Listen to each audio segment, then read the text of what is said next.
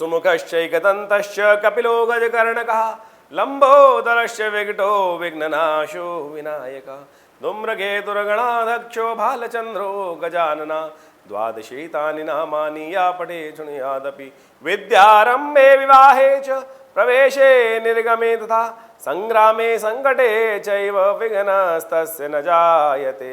नमस्कार, स्वागत है आप मिथुन राशि वालों के लिए आने वाले कुछ समय में ग्रहों की गणना किस प्रकार से चलने वाली है, कहाँ उठापटक के योग दिखाई देते हैं। देखिए, वैसे तो आपके लिए मेरे हिसाब से बहुत सुंदर योग बन रहा है। कई प्रकार से आप ये इसके समय में कई प्रकार के लाभ लेने के योग बना सकते हैं, लेकिन बस अपनी उड़ान पर कंट्रोल रखने की ज़रूरत है। अच्छे धार्मिकता के आपके मन में उदय हो सकता है, धार्मिकता के भाव भी उदय होने के योग बनेंगे, लेकिन कई प्रकार के अय्याशी के योग भी बनते दिखाई दे रहे हैं। लेकिन अच्छी बातों का अच्छे नतीजे होते हैं, खराब बातों के खराब नतीजे होते हैं। ये सब ग्रहों के प्रभाव ही हैं कि कब हमारे मन में सात्विकता उदय हो रहा है, कब हमारे मन में तामसिकता का उदय हो रहा है। ग्रहों का परिवर्तन कहाँ ले जा रहा है, कौन सी हवाएं किस प्रकार से कहाँ आपके मन में कौन सी तरंगें उत्पन्न कर सकती हैं, इस विचार को समझने के लिए ज्योतिष विज्ञान के ग्रहों की गणना बहुत ही विचित्र रूप से हमारे को ज्ञान प्रदान करती है। वही ज्ञान हम आपको बताते हैं। तो क्या कुछ होगा 21 से लेकर आपके लिए आने वाले समय में 21 मई से। देखिए, सबसे पहले हम बात कर लेते हैं 21 मई की। 21 मई की ग्रह गणना विशेष तौर पर दिखाती है कि आपके लिए समय थोड़ा सावधानी भरा रहेगा। देखिए, अपने खर्चों पर ध्यान रखते हुए कार्य करने का प्रयास करना चाहिए। आपकी कहीं महत्वाकांक्षा आपको झटका ना दी जाए, इस बात का ध्यान रखिए। कहीं बहुत बड़े सौदे को करने के लिए चक्कर में जो आपकी औकात से बाहर का सौदा हो, उसके चक्कर में आप कहीं बहुत ज़्यादा कहीं नुकसान के पात्र ना बन जाए, इस बात का सबसे पहले ध्यान रखते हुए कार्य करने की ज़रूरत है। अन्यथा कहीं ना कहीं कष्ट होने के योग बन सकते हैं, इस बात का ध्यान रखिएगा। और एक बात और ध्यान रखिएगा, आप कल थोड़ा सा छुट्टियों का मूड तो चल रहा है, लेकिन छुट्टियों के मूड में बहुत सारे कार्यों को हमें अच्छे से करने का प्रयास करना चाहिए। बहुत सारी खुराफात भी दिमाग में चल रही होती हैं, वो खुराफात कई बार नुकसान दे जाती हैं, इस बात का भी ध्यान रखने की ज़रूरत है। वैसे आपके मन में धार्मिक उदय अच्छा चल रहा है, धर्म भाव अच्छा रहेगा, और जितना धर्म की तरफ जाएंगे उतना कल्याणकारी योग बनेंगे। भाग्य साथ देगा, लेकिन धीरे धीरे, इस बात का ध्यान रखें। क्या करना चाहिए उपाय के तौर पर एक बात समझें, आज चंद्र उदय हो रहा है, शाम को चंद्र दर्शन कीजिएगा और उसके बाद गौ सेवा कीजिएगा, माता पिता का आशीर्वाद लीजिएगा, बड़ा शुभ रहेगा, कल्याणकारी योग बनेंगे, आपके लिए वो अच्छे रहेंगे। यदि 22 तारीख की हम ग्रहों की गणना को समझने का प्रयास करें तो आपके लिए सुबह सुबह बहुत सुंदर सूचना प्राप्त होने के योग बन सकते हैं। धन लाभ के योग बनेंगे, सूचना ऐसी प्राप्त होगी, और विशेष तौर पे कई प्रकार से कोई ना कोई पॉजिटिव समाचार आपको प्राप्त होने के योग बन सकते हैं। लेकिन अभी भी वो बात हम आपको बताने का प्रयास कर रहे हैं कि अपनी सीमा को पहचानना है। हमारी उड़ान बहुत ऊंची हो सकती है बिल्कुल, लेकिन उसमें एक बात ध्यान रखनी चाहिए कि किस स्थिति से, कौन सी स्थिति से हमको लाभ लेना है, किस लेवल तक हमें लाभ मिल सकता है, वहाँ उड़ान रखें। यदि इसको समझते हुए कार्य कर लें तो बहुत सुंदर तरीके से आपके लिए ग्रहों की गणना अच्छी रहेगी। 22 तारीख का पंचांग क्या कह रहा है मिथुन राशि वालों के लिए, यह भी उन्हें जान लेना चाहिए। 22 तारीख को ग्रह गणना दिखाती है, तृतीया है, ज्येष्ठ मास के शुक्ल पक्ष की सोमवार का अवसर है, और साथ साथ मृगशिरा नक्षत्र विद्यमान है। इस दिन रंभा तीज है। भगवान शिव का ध्यान करें, और खासतौर पर भगवान शिव का ध्यान करते करते उनका अभिषेक भी करें जल से, तो गंगा जल से, बहुत सुंदर रहेगा। सर्वार्थ सिद्ध योग विद्यमान है सुबह 5:30 बजे से लेकर 10 बज के करीब 37 तक। तो इसका कोई नया कार्य आरंभ करना हो तो इसका लाभ ले सकते हैं। 23 तारीख की हम यदि बात करें, 23 मई के लिए ग्रहों का नक्षत्र बहुत ही शुभ है, और एक अद्भुत योग आपके लिए बनता दिखाई दे रहा है। देखिए, षडाष्टक योग शनि का और मंगल का चल रहा है, और शनि मंगल का षडाष्टक योग जो है वो आपके लिए विशेष तौर पर बहुत सावधानी भरा है। आपके विशेष तौर पर ग्रहों के योग के अनुसार से ऐसा दिखाई दे रहा है कि आपके जो धन पे एकत्र धन है, उस पर कहीं ना कहीं कुछ अशुभ प्रभाव हो सकता है, खर्चे बेनता बढ़ सकते हैं, तो इस बात का ध्यान रखते हुए कार्य करना है। देखिए, जैसे षडाष्टक योग कई दिन से बता रहे हैं हम आपको, तो उनको ठीक करने का ये आज एक बहुत सुंदर योग बन रहा है। आज बुढ़वा मंगल है, जेठ के महीने में जितने मंगल आते हैं उनको बुढ़वा मंगल कहा जाता है। उसके साथ साथ आज मंगल का जन्मदिन भी है, तो ऐसे में कोशिश करें, क्योंकि विनायक चतुर्थी है, मंगलवार और चतुर्थी का योग बन गया है, अंगारक चतुर्थी का योग बन गया है, तो ऐसे में मंगल का को प्रसन्न करने का हम प्रयास करें। मंगल कौन है? वीरभद्र हैं, भगवान शिव के पसीने से उत्पन्न, धरती से उत्पन्न जो वीरभद्र थे, वही भगवान के आशीर्वाद से बाद में आकाश मंडल पर मंगल के नाम से स्थित हुए। तो अंगारक चतुर्थी, मंगल और चतुर्थी का योग जब बन जाता है तो उनका जन्मदिवस का योग बन जाता है। तो ऐसे में हमें उनका स्तवन करना चाहिए, हनुमान जी को प्रसन्न करने का प्रयास करना चाहिए, क्योंकि बुढ़वा मंगल भी है।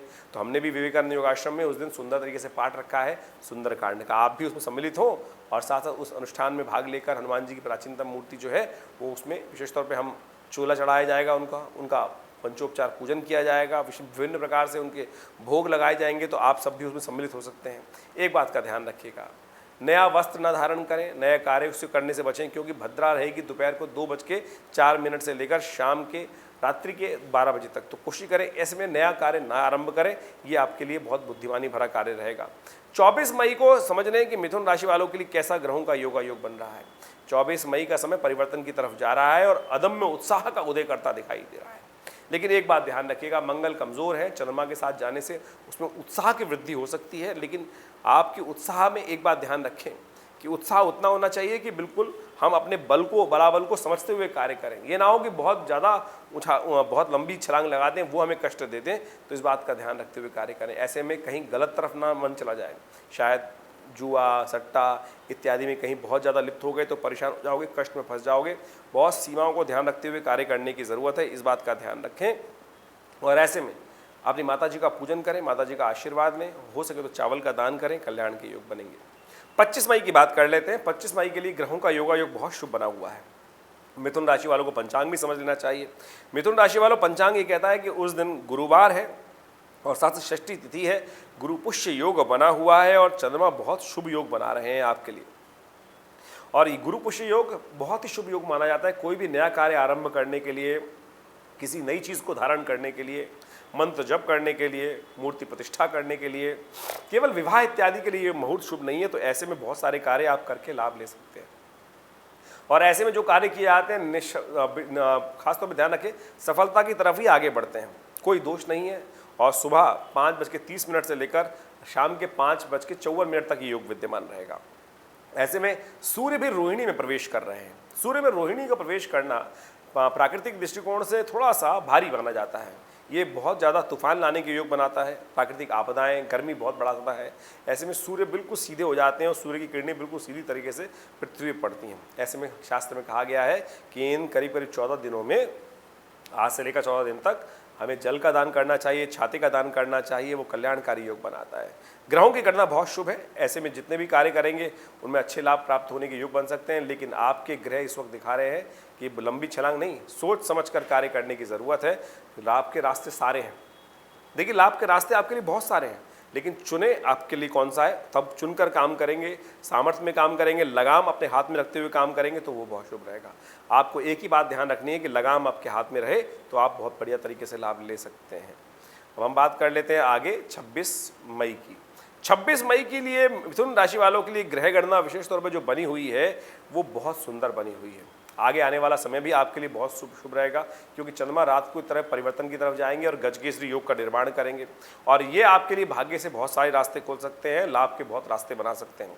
ऐसे में जो समय कार्य आपके समक्ष आए उसको आपको अपनी मेहनत से आगे बढ़ाने की ज़रूरत दिखाई देती है। हिम्मत ना हारिएगा, बस सीमा को पहचानते हुए कार्य करेंगे तो बहुत सुंदर तरीके से लाभ लेने के योग बना सकते हैं। ग्रहों की गणना अभी भी बहुत शुभ है। हर्षल उदय हो रहे हैं। हर्षल का उदय होना थोड़ा सा कार्य को विलंब करना आपके लिए हो सकता है, तो इसलिए कार्य को गति प्रदान करने के लिए हिम्मत की आवश्यकता होगी। हिम्मत से कार्य करने का आपको प्रयास करना चाहिए। आपको उपाय के तौर पर जो कार्य करना चाहिए तो हम कहेंगे आपके लिए सबसे श्रेष्ठ रहेगा कि आप खीर का विशेष तौर पर बच्चों में दान करें। खीर बनवाकर करीब कन्याओं में दान करें, उनका आशीर्वाद लें, वो बहुत शुभ रहेगा। हो सके तो चने गुड़ का दान करें, वो भी अच्छा रहेगा। गौशाला में चने गुड़ का दान करना, बंदरों को चने गुड़ का दान करना, वो आपके लिए अच्छा रहेगा। 27 तारीख को ग्रहों की गणना विशेष तौर पर जो बदलाव का योग बना रही है वो बदलाव बहुत शुभ है आपके लिए। चंद्रमा ऑलरेडी बदलाव की तरफ जा चुके हैं, गजकेसरी योग निर्माण हो चुका है आपकी राशि के अनुसार से। शनिवार का अवसर है और शनिवार के अवसर के अनुसार से ग्रहों की गणना खासतौर पर आपके लिए जो दिखा रही है, इस दिन सप्तमी तिथि वृद्धि की तरफ जा रही है और साथ साथ मघा नक्षत्र विद्यमान है।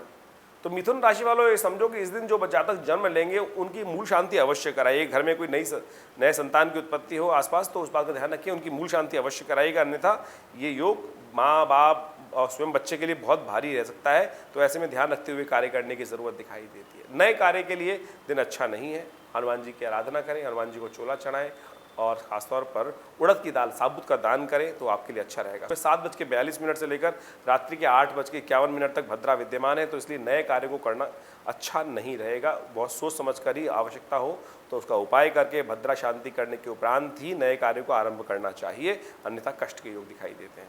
28 तारीख का पंचांग मिथुन राशि वालों के लिए कैसा है जान लीजिए। 28 तारीख को अष्टमी तिथि है, रविवार है, पूर्व फाल्गुनी नक्षत्र विद्यमान है, दुर्गा अष्टमी और साथ साथ धूम्रावती जी की जयंती है।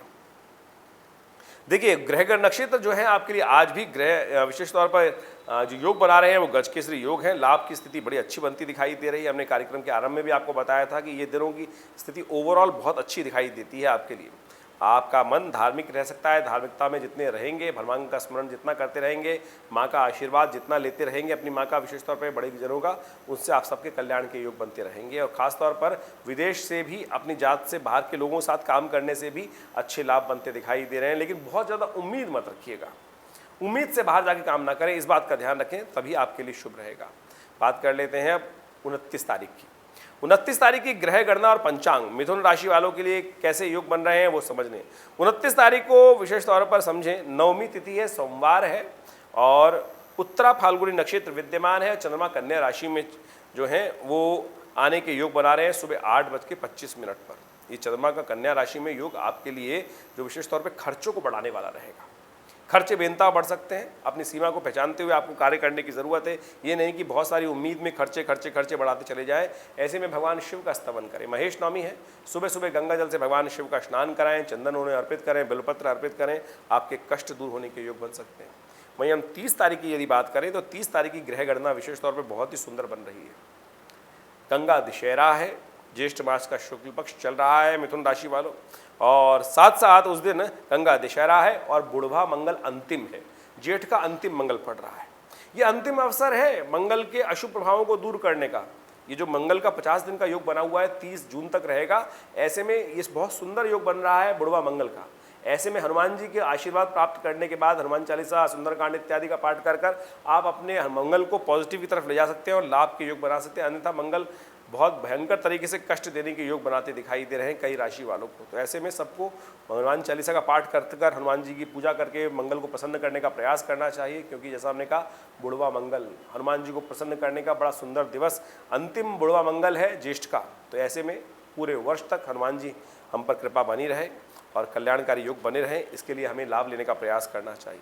इस दिन मंगल के साथ शुक्र का परिवर्तन हो रहा है। शुक्र जो है मंगल के साथ आ जाएंगे और शुक्र मंगल का जो योग होता है वो विशेष तौर पर बहुत जल्दी कराता है कई चीज़ों में, वासना इत्यादि कई प्रकार की कामुकता बढ़ाने के योग बनाता है।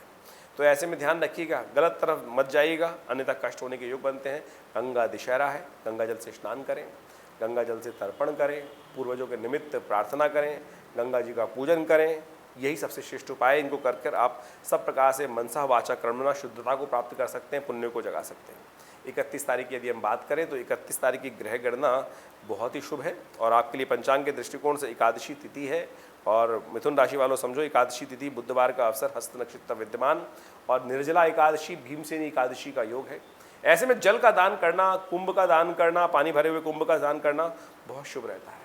नए कार्य आरंभ करने का यदि चाहते हैं तो कोशिश कीजिएगा कि कम से कम 1:45 के बाद ही करें, तब तक भद्रा रहेगी और भद्रा शांत किए बिना कोई भी नया कार्य किया जाता है तो कष्ट के योग बनाता है। ग्रह गणना आज आपके लिए वही खर्चे बनते दिखाई दे रहे हैं। कोशिश ये करें, धन खर्च होने के योग तो हैं ही, पुण्य की तरफ खर्च हो, ब्राह्मणों की सेवा में खर्च हो, यज्ञ इत्यादि में खर्च हो तो बहुत शुभ रहेगा, दान पुण्य में खर्च हो। अन्यथा खर्चे कहीं गलत जगह हो जाएंगे, मंगल शुक्र परिवर्तन की तरफ जा चुके हैं, कहीं भोग विलास की तरफ ज़्यादा लगेंगे तो फिर भोग विलास से कुछ प्राप्त होने वाला नहीं है। जो दान पुण्य में लगेगा उससे पुण्य प्राप्ति के योग बनेंगे। तो सही दिशा देने का कार्य हमने किया, काश करें। आपसे आशा रखते हैं कि आप भी सद्मार्ग की तरफ चलेंगे और कल्याण का मार्ग प्रशस्त करेंगे। धन्यवाद।